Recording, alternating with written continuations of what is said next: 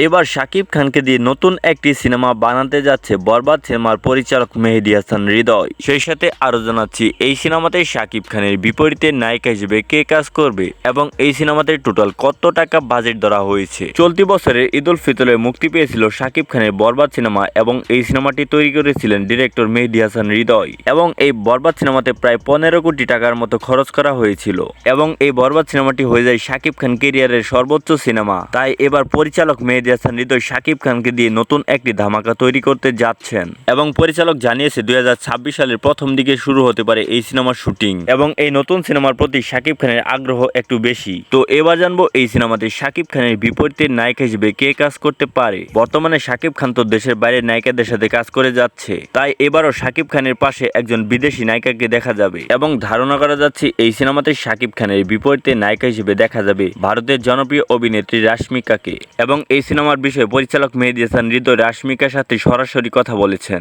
রাশমিকা তখন এই সিনেমার বিষয়ে কথা শুনলে বলে যে হ্যাঁ, বাংলাদেশে কোনো সিনেমাতে কাজ করতে পারলে আমার অনেক ভালো লাগবে, তাও আবার বাংলাদেশের number 1 superstar and mega star Shakib খানের সাথে। রাশমিকা তখন এক কথায় রাজি হয়ে যায় এবং বলে এই বছরে আমার হাতে সময় নেই, কিন্তু 2026 সালের প্রথম দিকে আমার হাতে সময় আছে, তখন শুরু করা যায় এই সিনেমার শুটিং। তাহলে এবার নতুন সিনেমাতে শাকিব খানের পাশে এই রাশমিকাকে আমরা দেখতে পাবো। তো এবার জানবো এই সিনেমাতে মোট কত টাকা বাজেট ধরা হয়েছে। যেহেতু এটি একটি ব্যতিক্রমী সিনেমা হতে যাচ্ছে এবং এই সিনেমার ডিরেক্টর মেহেদী হাসান হৃদয়, তাই এই সিনেমাতে তুলনামূলক একটু বেশি বাজেট পড়তেই পারে, কারণ এই সিনেমার শুটিংগুলো প্রায় দেশের বাইরে করা হবে বলে জানিয়েছেন পরিচালক নিজে এবং ধারণা করা যাচ্ছে এই সিনেমাতে প্রায় 200 কোটি টাকার মতো ব্যয় হতে পারে, যেটি বাংলাদেশের ইতিহাসে সর্বোচ্চ বড় বাজেটের একটি সিনেমা হতে যাচ্ছে। তাহলে তো বোঝা যাচ্ছে শাকিব খানের এই নতুন সিনেমাটি কেমন হতে পারে। তো ভিউয়ার্স, এই ছিল আজকের আপডেট। পরবর্তী আপডেট ভিডিও পেতে আমাদের এই চ্যানেলটিকে অবশ্যই সাবস্ক্রাইব করে আমাদের পাশে থাকুন। ধন্যবাদ।